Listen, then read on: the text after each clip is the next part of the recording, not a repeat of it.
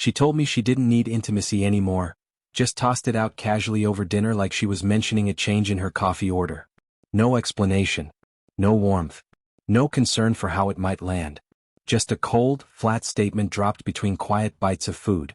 She didn't realize that the second those words hit the air, something inside me snapped into place. I didn't yell. I didn't argue. I didn't question her. I simply nodded, sat back, and made a silent decision that would change both of our lives. We had been married 6 years. Not perfect ones, but real ones. Years built on what I thought was mutual effort, loyalty, and partnership. We shared bills, responsibilities, routines, and for a long time, that was enough to keep us moving forward. But slowly I watched her drift. Not just physically but emotionally. Our talks got shorter. Our affection faded. Her hugs turned into brief pats on the back. Then the excuses rolled in: work stress, exhaustion, wanting space. I tried to be patient. I tried to be understanding. I gave her room, stopped asking for closeness, tried to show up better and softer, hoping she'd meet me halfway. She never did. She just grew colder. Then came that random Wednesday dinner, nothing special.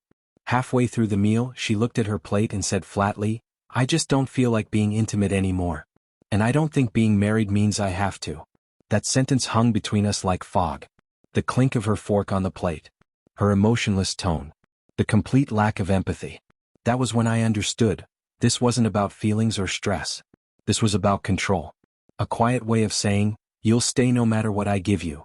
But she miscalculated. I wasn't trapped. I wasn't helpless. I was just done. From that moment I stopped trying. I stopped offering emotional comfort. Stopped seeking connection. Stopped putting in effort she no longer valued. I remained polite, calm, and functional, but I shut the door inside myself. I filled my time with the gym, long walks, extra hours at work. I stopped sharing pieces of my day. Stopped asking about hers. I became a shadow living in the same house, present but unreachable. She didn't notice at first. It took weeks before she finally sensed something was off. One night she touched my hand and said softly, "You've been really quiet lately." I just smiled. I'm fine. But I wasn't. I was preparing. I was untangling myself from a marriage where I had been giving and she had been taking. I was waking up to the truth. She believed I'd stay no matter how much she withdrew. 2 months later I was ready. I secured a small apartment. Moved the portion of the savings that legally belonged to me. Talked to a lawyer.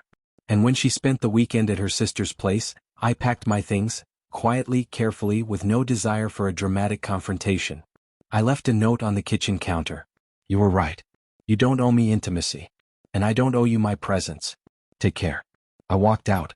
I didn't block her. I didn't erase her. I simply started over. The next day she called 10 times.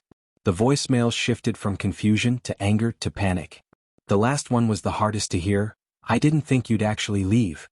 And that was the painful part. She truly believed I'd endure anything just to stay. In my new apartment I finally exhaled. I slept better. I felt lighter. I began therapy. I healed. I learned that withholding affection isn't just cold, it's manipulative. She sent long messages afterward, apologizing, asking to talk, trying to pull me back into a conversation she had ended months before. But I never replied. Walking away was my answer. Sometimes silence speaks louder than any argument. And sometimes when someone tells you what they don't need, they're also revealing everything you no longer need from them.